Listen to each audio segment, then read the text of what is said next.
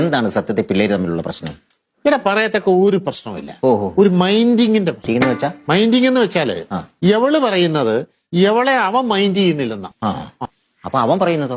അവൻ പറയുന്നത് ഇവൾ അവനെ മൈൻഡ് ചെയ്യുന്നില്ലെന്നാ. ഇവളെ അവനെ മൈൻഡ് ചെയ്യുന്നില്ലെന്നാ അവൻ പറയുന്നത്. പെണ്ണ് പറയുന്നത്? പെണ്ണ് പറയുന്നത് ഇവളെ അവൻ മൈൻഡ് ചെയ്യുന്നില്ലെന്നാ. അതായത് ഇവള് പറയുന്നത് ഇവളെ അവൻ മൈൻഡ് ചെയ്യുന്നില്ലെന്നാ. പക്ഷെ അവൻ പറയുന്നെന്ന് പറഞ്ഞു കഴിഞ്ഞാല് ഇവളെ അവനെ മൈൻഡ് ചെയ്യുന്നില്ലെന്നാ.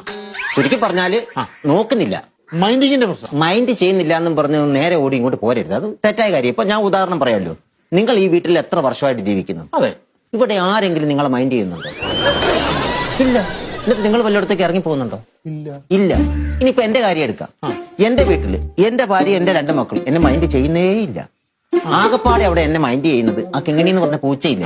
അത് മാത്രം ഞാൻ ഇറങ്ങാൻ നേരത്ത് എന്നൊരു നോട്ടോ ഒച്ച. ഇത്രയേ ഉള്ളൂ.